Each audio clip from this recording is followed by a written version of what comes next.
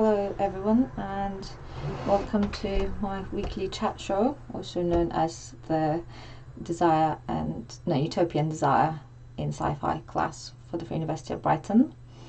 It's week 2 today, and we're going to be talking about a book called The Dispossessed.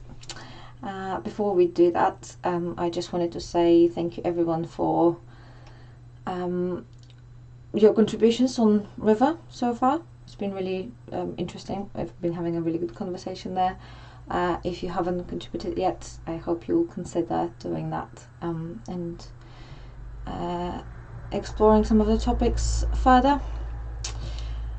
Okay, so this is still so strange. I hope somebody's watching. I hope you're watching. So tonight we're going to start with kind of a little bit of a recap from last week, and then there were some things that I wanted to talk about last week, but we didn't get the chance to do that, which hopefully will be incorporated in tonight's lecture. And we're also going to discuss a book called The Dispossessed by Ursula Le Guin, or a short story that is also by her called Those Who Walk Away from Omelas. Sorry, I got really distracted because this is saying 0 viewers, so maybe there isn't anybody there. If you're listening, you can say hello in the chat, and then I'll feel a little bit better. Oh yeah, somebody's here. Okay, hi Tom. Okay, so where was that? Yeah, so a little bit of a recap. So last week we kind of had a little bit of a introductory week where we talked about what's utopia, what's utopian studies, and how we understand utopias, and we explored in particular this division between kind of traditional utopias, or like more utopias written pre the 1960s, such as Thomas More's Utopia, and a few other ones. Hello. Oh, you can see 12 years. Okay, thank you, Tom. I don't know why mine is showing 0. It's very creepy.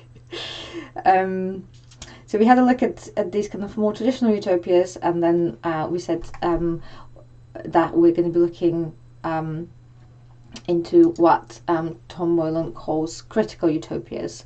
And critical utopias are the ones written kind of post 1960s and have a little bit more ambiguity in them than the kind of more traditional utopias. So they're kind of a little bit more, I suppose, I never remember how to say that word, contentious. So in today's class, we're going to start looking at pretty much one of the kind of first of that kind of utopia. And it's a book that's very, very close to my heart. And there it is, The Dispossessed, by an author that I really like, Ursula Le Guin. I'm going to have to say some things about the book. I'm going to have to give you spoilers. So if you haven't read the book, I am really sorry about the spoilers. I don't think there's any other way of doing the class. So hopefully you've read the book, or at least you've read some of the book, and you wouldn't mind the spoilers. So the book is part of let's start with here. So the book is I think in the original was subtitled Unambiguous Utopia, which I think would be quite interesting to discuss in the seminar. And it's was published in the 1970s. It was not the first kind of critical utopia that Ursula Le Guin. No, sorry, it was the first critical utopia Ursula Le Guin wrote, but it was the second one to be published. So the first one to be published was The Left Hand of Darkness in 1969, and this was published in 1974. The book itself is part of Ursula Le Guin's kind of larger universe, or one of her universes, where there is a few or actually quite a lot, inhabited planets, which are part of something like a galactic UN, maybe, called the Ecumen, which is kind of like this peaceful, not exactly government, but like I guess maybe kind of like a government, and the and this is set quite early on, so most of her other books from this galaxy or this world is called the Hainish cycle. Most of the other books are probably are set in time much later than this one, so this is kind of the very beginning of this. And the in this book there is 3 planets that are there's 2 planets that are very close to each other, so kind of like Earth and the Moon. One of them is, well, no, it is the Moon. Yeah, what am I talking about? Yeah, it's actually the Moon. So there's one planet called Eurus and its moon Anarres, but the Moon is habitable, and there is 2 other planets that we know exist, and that's Earth or Terra and Hain, which is the kind of the original planet. Hain is the planet that I don't know, millions of years ago, I suppose, populated all the other planets. Then they kind of lost connection with each other, and then there was like an age of discovery where the more and more planets started appearing, and then the Ecumen was created, and the kind of intergalactic union happened, and then other things happened. So that's, if you can see it, I don't know. That's a picture of Anarres and Eurus.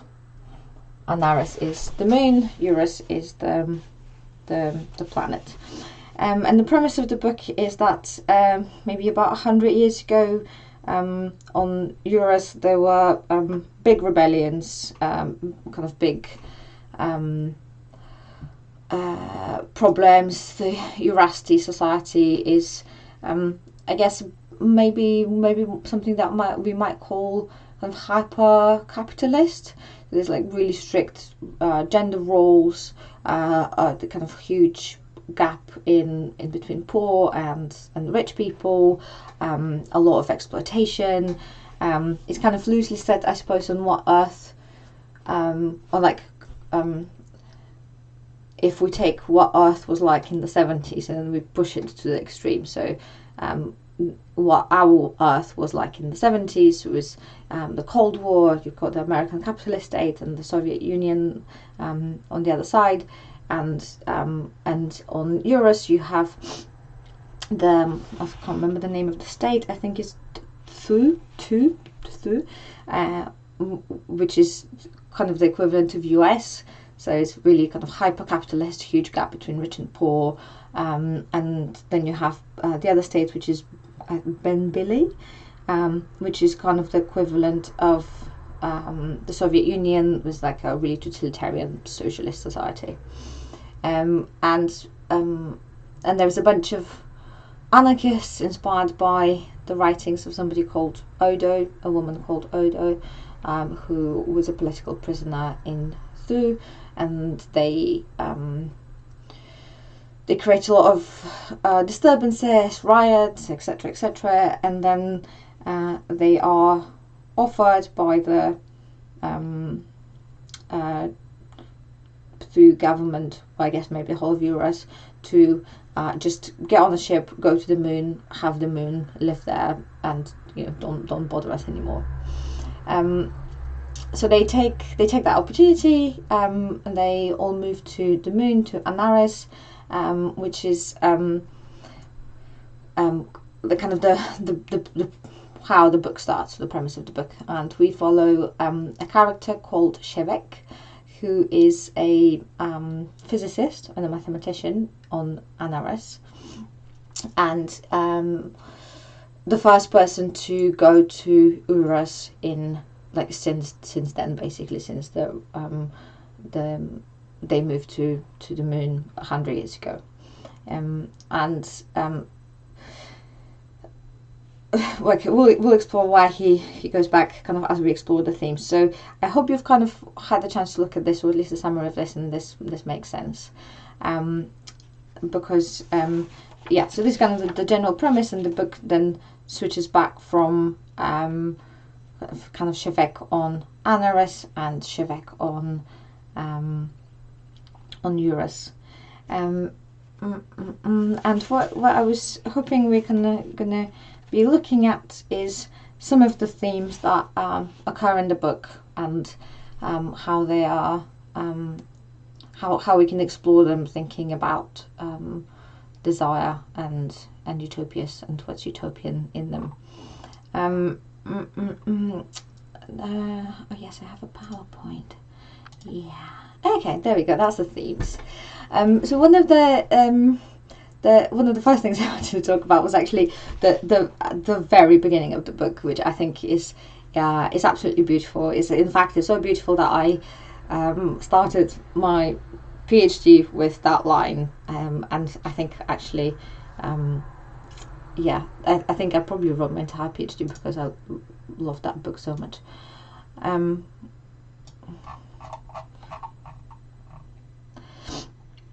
So the book starts with the sentence, or the paragraph sentence.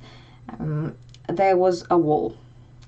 It did not look important. It was built of uncut rocks roughly mortared. An adult could look right over it, and even a child could climb it. Where it crossed the roadway, instead of having a gate, it degenerated into mere geometry, a line, an idea of a boundary. But the idea was real. It was important. For 7 generations, there had been nothing in the world more important than that wall. Like all walls, it was ambiguous, two-faced. What was inside it and what was outside it depended upon which side of it you were on. So that's the paragraph I've kind of picked to start with, and then we can discuss it further in the seminar. But the theme of walls is one that I think is, well, I find quite interesting in relation to the whole idea of utopia, and the fact that this in particular is called an ambiguous dystopia. So we're already starting with a wall that's quite ambiguous in itself. It's a way of as a boundary, it's a way of separating, it's a way of creating us versus them, and it's also it doesn't even have to be kind of a real wall, what she's saying here. It doesn't have to be a physical wall to be real. That even the idea itself of a wall can be real. And the whole kind of motif, that's the word, right? Motif of the book is about how we break down walls, or what can we do to break down walls? Do we need to break down walls? That particular wall that the book starts with is the wall between our utopian society and its kind of home world, its kind of origin, the other planet. Is the wall that's between the spaceport on Anarres and I guess the rest of Anarres. So it's not and as she says, it's not a high wall, it's not a big wall, but it's the idea of the wall. And we can see kind of how we can see where that comes from, in particular with the kind of the whole Soviet Union US division at the time, this kind of necessary separation. But then we also have more recently, not that Ursula would have ever managed to predict that, but Donald Trump and the idea of having a wall between US and Mexico. So kind of this wall is always, it's like a motif that is always used in politics to separate us and them. But then further on in the book, she talks about other walls as well, the walls that are, I suppose, more internal walls, the walls that are within us. So the main character, Shevek, goes through kind of a lot of processes and changes that require him or encourage him to also break down the walls within his own thinking and within his own mind. So that's one of the themes, the wall. I'm gonna leave some ideas for the seminar. The second one that I wanted to talk about was the change versus stasis idea, and kind of how that motif plays out. And again, that's like I think that's going to come really handy when we think about Deleuze and Guattari and desire, which I'm hoping we're going to get to think about today. And I think this is really fascinating when it comes to thinking about critical utopias as well, because Karen and I had a little exchange on River, where she was talking about who would be my utopia, what would my utopia be like, and then I was thinking, I can't remember what I posted, but I was thinking, wow, like I wouldn't actually want to be in a utopian society because I think it's going to be really boring. It's just going to be really rubbish, and I can't actually imagine what kind of people I want there. That just seems like something that not very pleasant. And then actually I was thinking about that in relation to the book today, and I was thinking how I suppose maybe this idea that I had comes from this book and comes from the way in which Le Guin portrays utopia as having these kind of dystopian elements. So the life on Anarres is not really very nice. You can't. It has to be kind of quite strictly organized because the planet itself can't really support life very easily. There's very little production. Agriculture is very difficult. The climate is harsh and difficult. So that there has to be kind of a lot of collective work put into sustaining life on the planet. There's kind of various dystopian elements. There's these internal walls. Talking a bit cryptically because I don't want to give you too many spoilers, but there's these internal walls that happen in society, and I think kind of the main division that comes out, or like the main kind of dichotomy that comes out of the book, is how any system that reaches a little some kind of level of stasis or equilibrium. Every system that reaches a level of stasis and doesn't continue breaking these walls, breaking these boundaries, is bound to become imbalanced or oppressive on some level. And this so there's like this tension between change and stasis and kind of pushing for change. And I think for Le Guin, and in this particular book, a utopia can't be something that's that's kind of reached stasis and doesn't move. A utopia has to involve an element of constant change and constant kind of pushing the boundaries, which I think goes really well with Deleuzian ideas of desire, and particularly processes of territorialization and deterritorialization that I'm going to talk about in a bit. But I think the other thing I wanted to say about this change versus stasis idea is it would be quite. I think it's like a good example to think about Thomas More's Utopias that we read last week in comparison to this one. I think it's quite you can clearly get the sensation and the kind of feeling in his utopia that things are perfect and they cannot be improved in any other way, therefore they will remain the same or like they will just, there is no reason for them to change because they're so good already that there is absolutely no reason to change anything about it.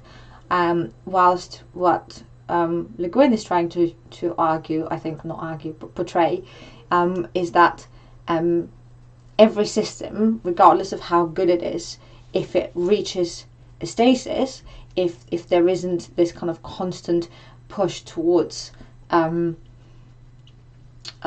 change, and I don't want to say progress, although maybe progress is a better word.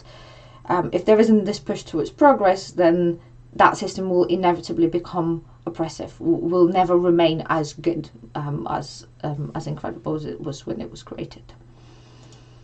And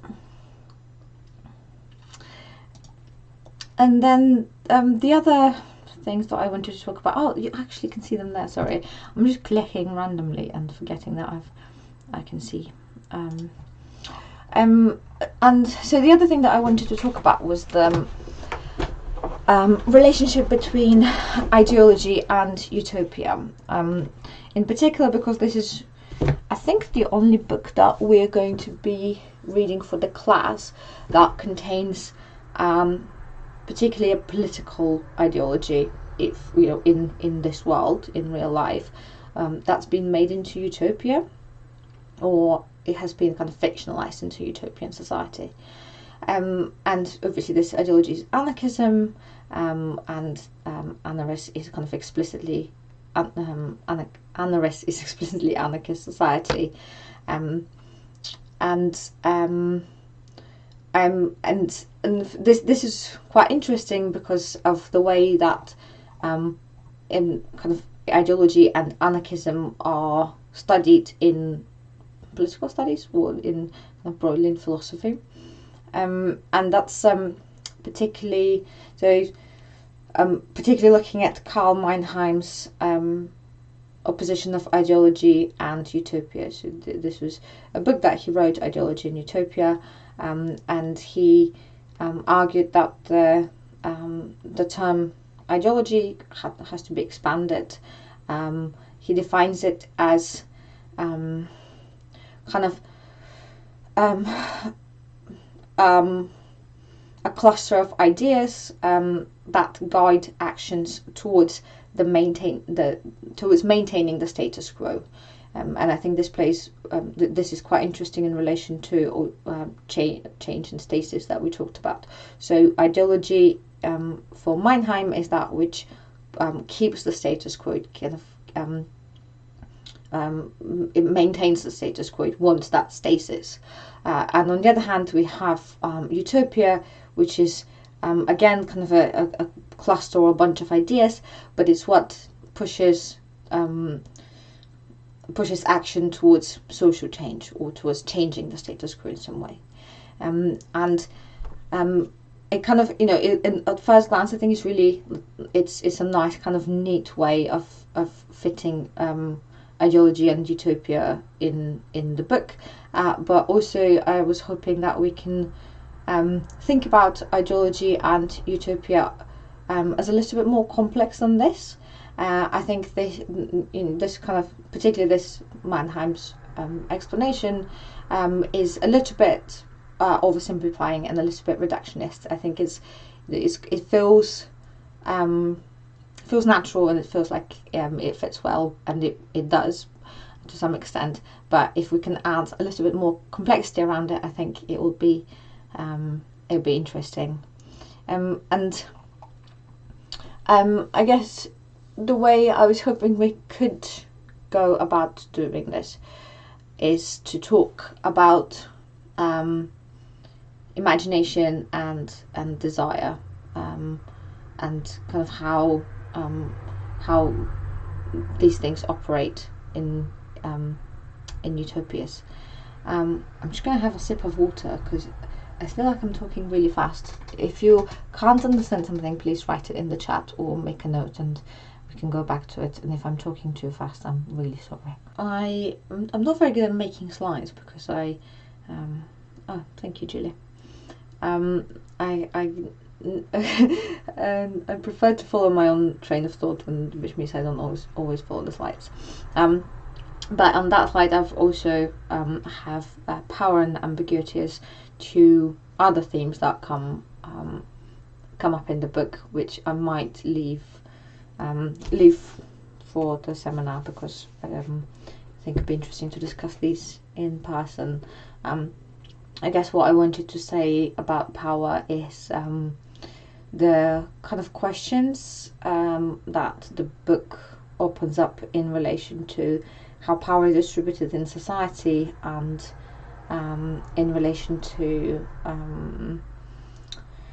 essentialism and constructivism, and in particular, if you have ever read the book, and particularly if you've ever been part of an anarchist reading group about the book, a lot of people get really shocked or find it difficult when Shevek meets, I have forgotten her name, the lady on Eurus, and certain things happen, and it's for trigger warning, there is sexualized violence and rape, so Shevek rapes her, and that's often seen as like quite I guess jarring element of the book, because he's such a kind of hero up to then, and Anarres is obviously of a fairly equal society. There is I've heard it described as the best anarchist utopia that there ever was, or like the best description of an anarchist society that there ever was. So to read about the main character raping somebody, I guess, is quite difficult, and the kind of questions that this brings up are questions of is violence towards women something that's inherent in men, something that they're born with, and therefore it's essentialist, or and is never going to go away even in an anarchist society, or is this only happening because he's on Eurus, and things are not equal there, and etc. etc. So there's there's a lot of tension there. That's also interesting to talk about, that we can do in the seminar. And ambiguity we've mentioned a few times. But yeah, okay. So let's move on to this kind of idea of utopia and desire, and how and this and trying to add this nuance to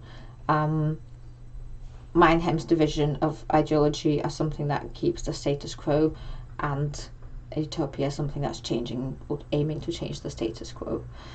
And one way I thought it would be really interesting to look at this was to look at anarchism as an ideology today in the real world. And I put one article, I put a volume, edited volume, for you to have a look at if you wanted to,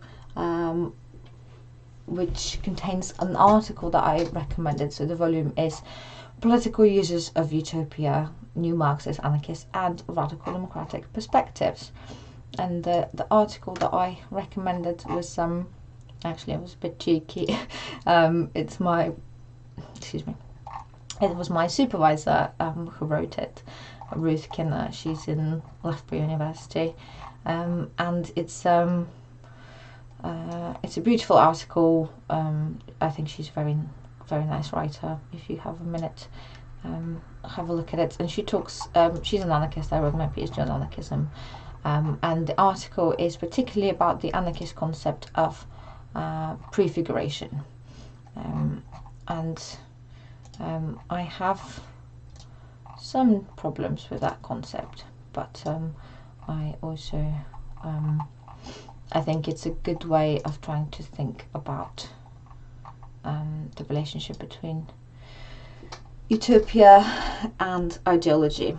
And she starts the article by actually quoting my other supervisor, Yuri, who is talking about how for anarchists utopias are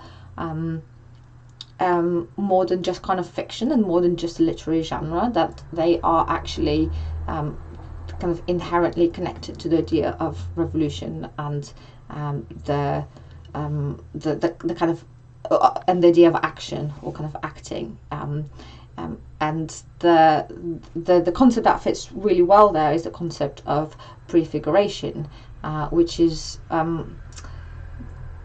a concept that started being used, I guess, in the last 30 years of anarchist studies, and it's been kind of increasingly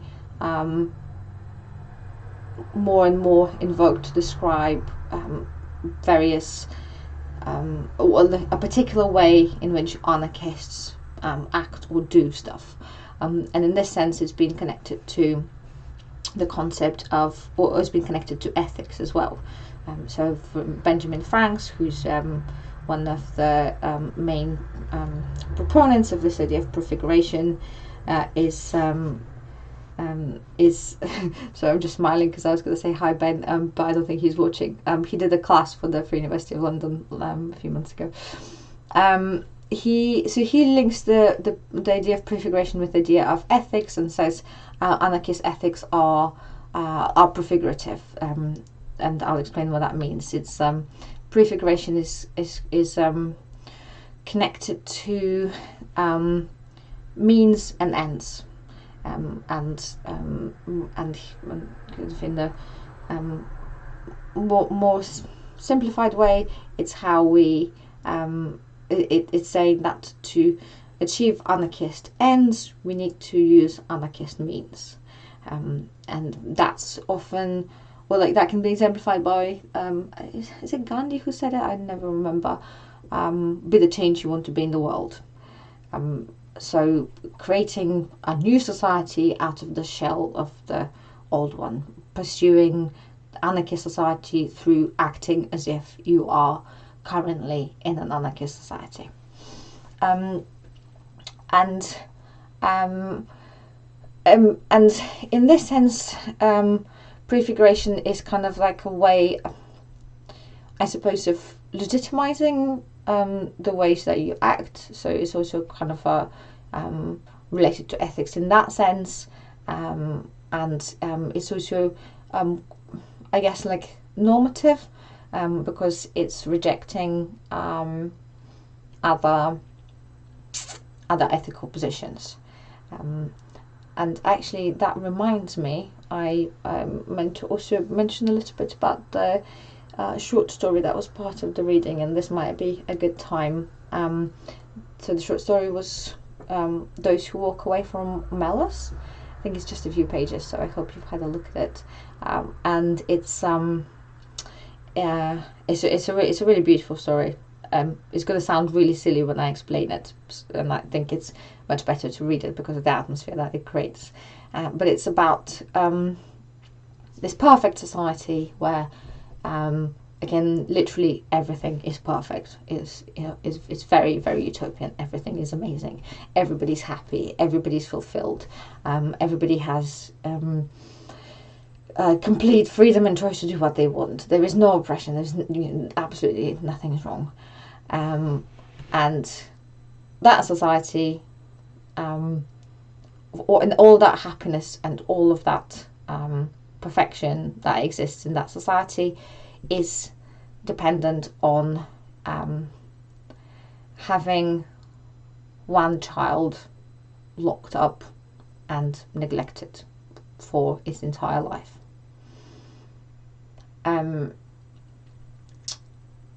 yeah, so I think it sounds a bit silly when I explain it. So I think I'm really hoping that you can have a look because of the way that it creates emotion as well. But it's just this particular story is often used to talk about ethics because so what happens in that society is that at some point when children reach the age will become teenagers or become a bit older, they're taken to see that child, the suffering of that child, and it's incredible suffering. It's horrific, and they're told, our entire society, the happiness of our society, everything that we've achieved, will disappear, will go away if we don't do this, and it's describing various people's reactions, and also Le Guin says, and some people walk away. Those are the ones who walk away from Omelas. And this story is often taken to, or is often thought in ethics classes to describe consequentialist ethics. In particular, kind of, can we measure the happiness of an entire society versus the happiness of one individual? And the consequentialist would say, okay, it's fine, it's acceptable for that one child to suffer if that brings the happiness of a whole society. If that means that everybody else is happy, that's acceptable. And I guess anarchists, in particularly people who might be proponents of prefiguration, would say that this is unacceptable. We can't. They would reject consequentialist ethics. We have to act as if the anarchist society is here and now, essentially. And Ben Franks also kind of talks about these ethics as being quite pragmatic, being quite down to the ground. This is being something that kind of is a way of responding to the world now, and to necessity. I meant to post a book by Cindy Milstein, but I forgot. But I shall do that for next time. It's a very short kind of anarchist text where she also talks about prefiguration in a really nice way. But there's a little quote that I meant to put from her, which I didn't, which is that prefigurative politics is what aligns one's values to one's practice. Oh, I actually had Emma Goldman here. Oh, so bad with lights. It's kind of a classic anarchist quote, anarchist text. I'll read it because I think some of you said last time that you can't see very well on the Twitch stream. Anarchism stands for the liberation of human mind from the domination of religion, the liberation of the human body from the domination of property, liberation from the shackles and restraint of government. Anarchism stands for a social order based on the free grouping of individuals for the purpose of producing social wealth. But actually, yes, this is the slide that I wanted. So we've talked about ideology and utopia, and then about anarchism, and now about prefiguration. Yes, just kind of slowly going towards talking about ethics. But yeah, so what I was talking about here with the Cindy Milstein quote was that, let me just remind you of the quote again, prefigurative politics aligns one's values to one's practice.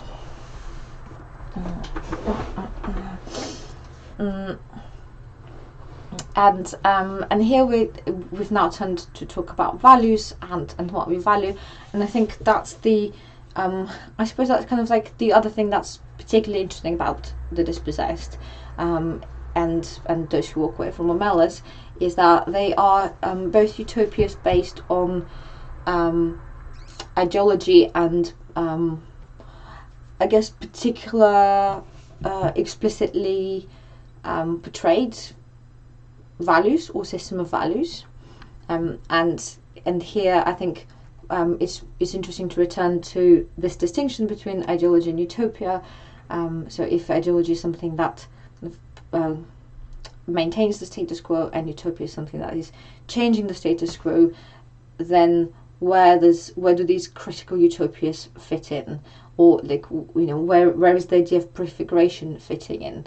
If prefiguration is an inherent part of the anarchist ideology, then is it also in some sense utopian because it's trying to create this utopian society here and now, or is it something that's can't really bring about social change because it's part of the anarchist ideology and therefore can't be pushing for this ideal society. And I have many other things to say about prefiguration. It's quite an interesting topic. I think it's particularly interesting ethically to try to try to understand how how is it that prefiguration is actually contributing to social change, if at all. So if we're thinking about certain anarchist concepts, like the concept of safer spaces, for instance, which has been kind of heavily, I guess, criticized, or like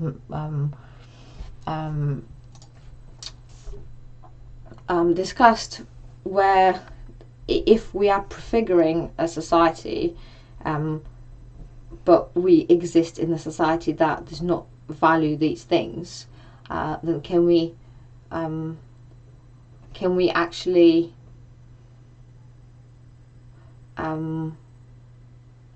are we not relying on this society that we exist in to give us the ways of prefiguring the future society? And if I guess it's kind of like the problem there is a little bit a problem of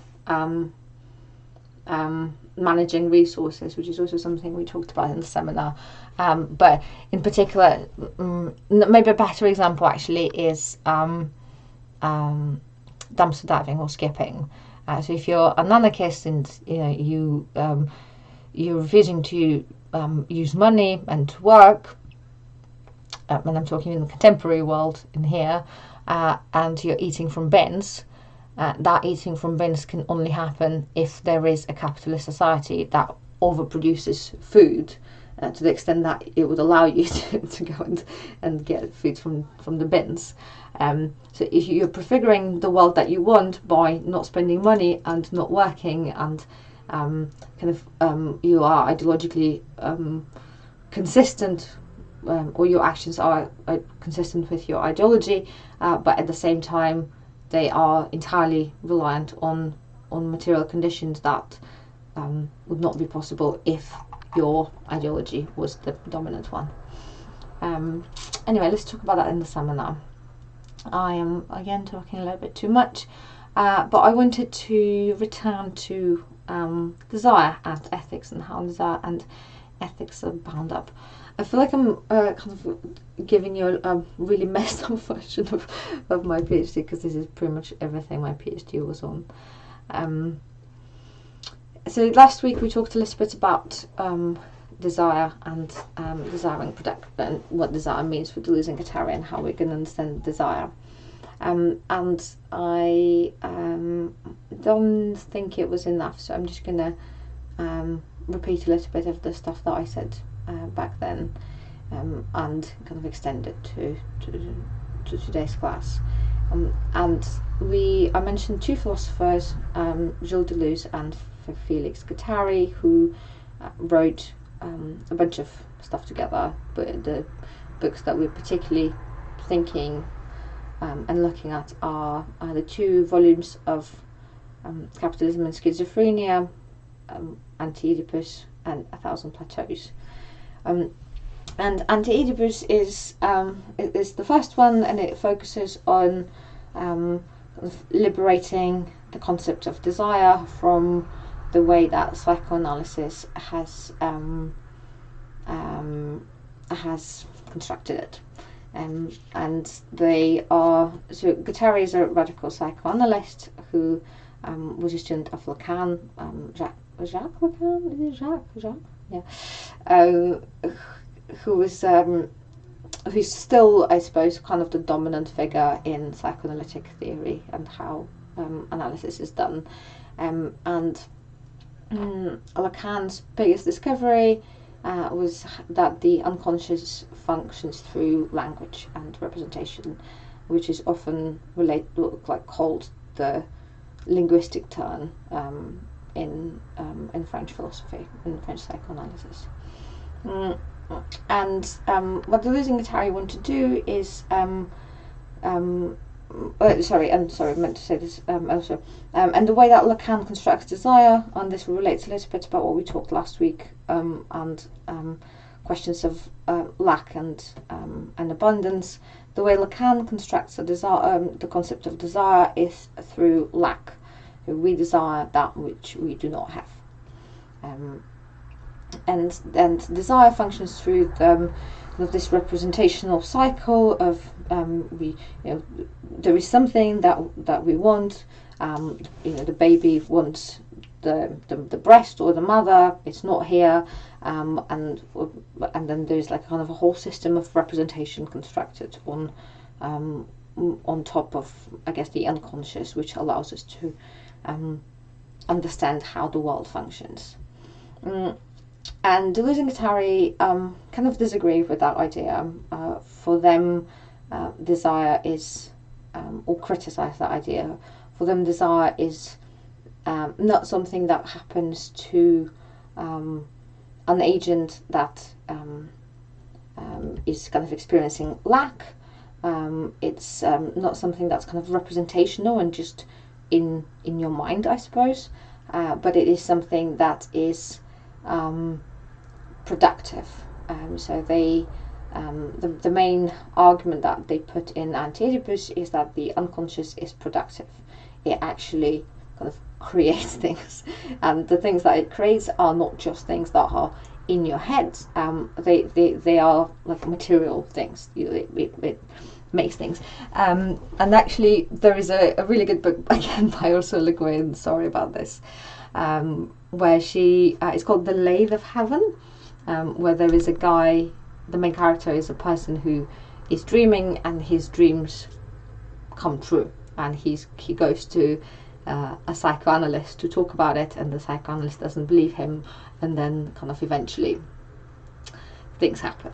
I'm not going to tell you any more about it because we're not studying it, but it's a really good book. And I guess kind of, it's not kind of what Guattari is saying, but it's like it's a nice little metaphor to think about.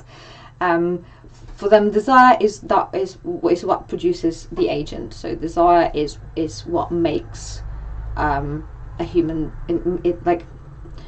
It is through desire that we become agents, or that we become subjects to how we get to know and understand ourselves. And it's and humans, or like kind of